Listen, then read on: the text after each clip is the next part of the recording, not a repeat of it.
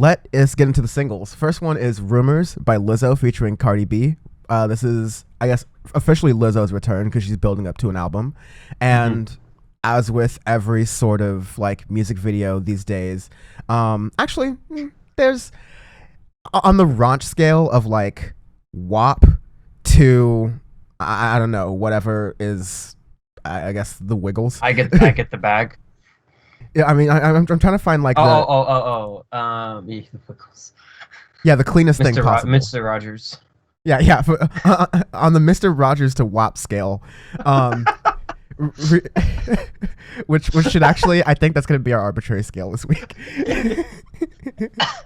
Type that into the thing for me, please, while I'm doing this. But yeah, the music video I saw was like really kind of.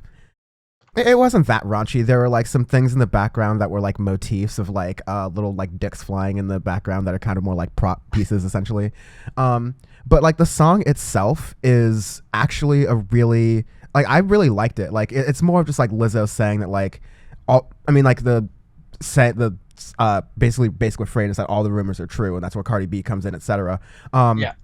But it's her just kind of really responding to a lot of the backlash and a lot of the criticism she's got. All the like unfair criticisms, essentially.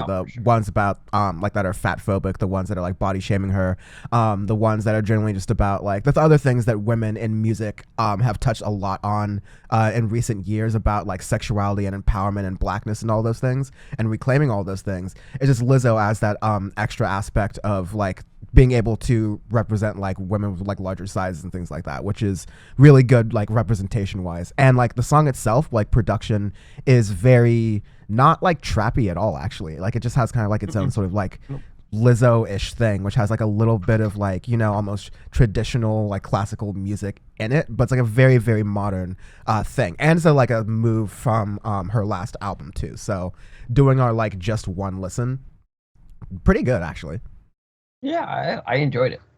I'm excited to see another project for her and see what it's going to sound like. But if this is the indication of anything, I think it's going to be another decent album. Yeah. Also, shout out to Cardi B for doing the music video while pregnant, because, like, again, this is the second time she's doing this. And, like, God bless. Moving on, we have The Game by Denzel Curry. Denzel Curry's still in his PlayStation 1 era. Journey, do. It's the open. Never forget the opening of the PS1. That was a nice noise. I like the little GameCube thing too. The yeah. So, anyways, it's a very much like if you remember the EP that we released, re-released, LOL, that we reviewed last year, Unlocked. Was very like video game focused, but a lot of them felt like sort of, you know, like half finished, mid finished demos as well. Yeah. Kind of on purpose too. Like that's not a knock on it. That was like a specific design choice by Denzel Curry and Kenny Beats. Kenny Beats, who's kind of just like been on a tear this year. He's this year's Metro Boomin, I would say. Exactly. While Metro Boomin's over there hibernating like a bear, waiting to drop off like 8 new albums next year, we got Kenny Beats to fill the void, and then Kenny Beats is going to go hibernate. I swear they're the same person, just alter egos. Like Quasimodo. Oh my god. And like honestly, and this is absolutely because things get so misinterpreted in this podcast now. No shade on either of these artists. Both of them are doing all of the right things correctly, including taking breaks. So like that's all very good.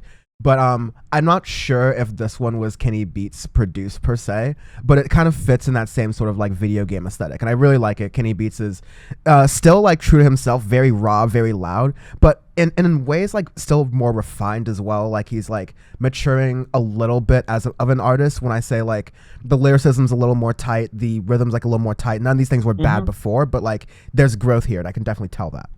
Oh yeah, because I know we had issues with his last LP release, which was maybe 2-3 years ago or so.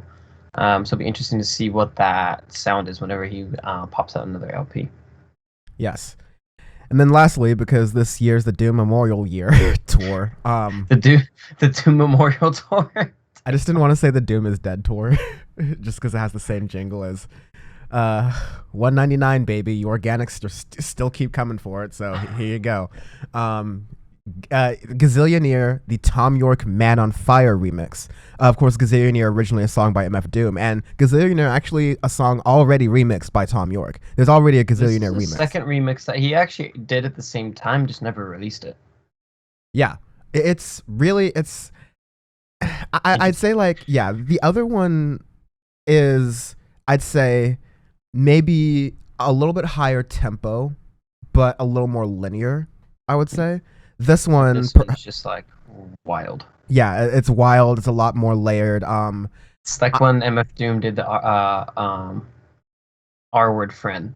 Yeah, He mixed that, and it just like that's some sounds. yeah, with Tom York and Johnny Greenwood. That was just it's as layered as that, if not more. Really, really nice song on there. I'm sure that was emotionally difficult for Tom York as it is for like people to listen to it as well. But like it's a decent track as well. Yeah. Anyways, that's the singles for this week. Actually, there were a ton of singles this week. I know that Injury Reserve dropped a new single because it's their first album since the death of one of their members is dropping in September. We were just talking before the podcast. September is going to be pretty stacked music-wise, and I denounce and reject everything I said about a summer lull. That was really idiotic, and I'm regretting it every single day. So like, Dan, shut your mouth, please. Yeah, there's a thing about Audioface before the body's even cold. But there's also a thing about with me and just like predicting and talking about album things. And all I'm doing is just reading stuff on the internet, and what the internet would never tell me lies. Come on. So it turns out I'm just really bad with release dates because things are always very fluid in the music industry. Anyways, those are the singles. We know there are more singles, but we'll also be talking about these albums as they come out because they'll be coming out very shortly. So make sure you check out that. Make sure as we're following through all these singles and reviewing all these albums, you're keeping up with our 2021 AF playlist where we are adding all of these stuff that we like. Not just even also stuff that we are not listening to or even talking about on the podcast we're adding. That we're just like getting a chance to listen to or adding to that. So make sure it's in the podcast description or the video description, so you can find that really easily.